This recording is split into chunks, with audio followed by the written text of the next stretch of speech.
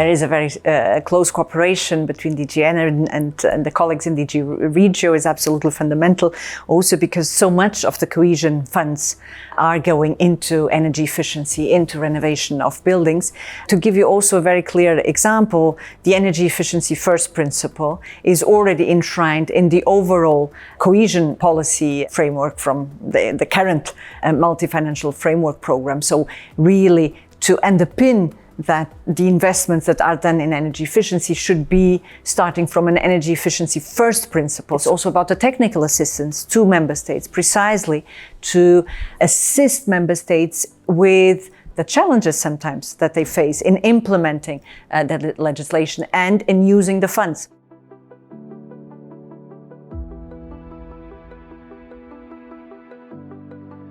First of all, by ensuring that a large amount of the money under cohesion policy will be dedicated to that function, and this has already been negotiated, and we have more than 21 billion euro dedicated to that.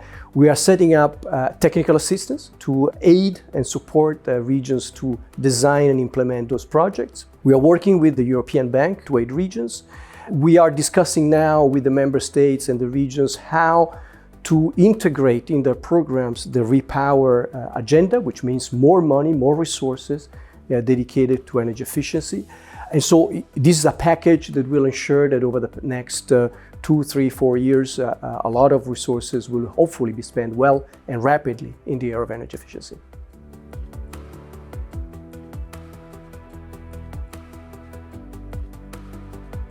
We've got the MFF, of course, the cohesion policy, we've got the recovery funding, and we've got a whole host of technical assistance also available. So we need to look at the money we have and look at how to spend it. And quite selectively, we need to think about vulnerable households, about worst performing buildings, and about achieving really deeper savings. So we need to think where our grants are going. We need to be involving, of course, really in attracting and leveraging private financing to make sure that we're getting more from the public funding, so we take it a little bit further. But then we also need to make sure that we align our funding with the policy priorities. And reducing demand will avoid additional investments into extra infrastructure, which is potentially not needed, facilitate a transition to a renewables-based energy system, facilitate transition for the grid, and reduce energy bills, of course, for everyone. So energy efficiency first, and really reducing demand, especially in our buildings, which represents 40% of all consumption in the EU, really is essential and has to be our starting point.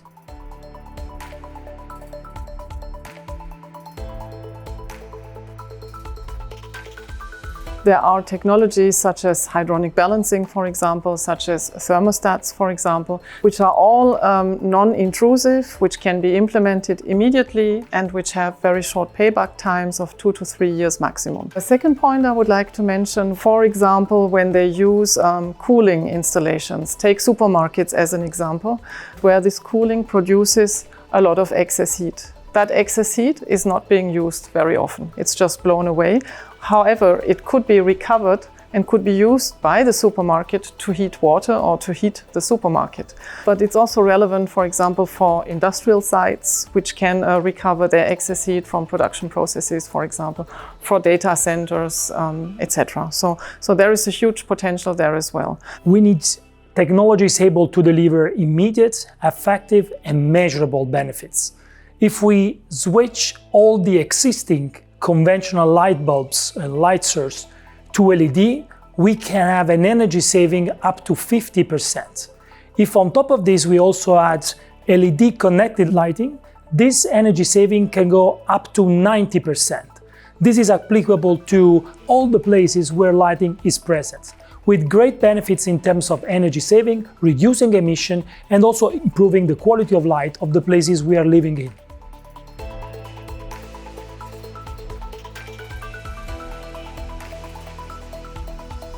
The first one is the importance of education and enhancement of technical competence of business and the enterprises, and work with the public sector to improve the educational programs with specific items and issues connected with energy efficiency. It is important the enterprises and the business understand that energy efficiency is an opportunity, an advantage, and not a limit, a constraint.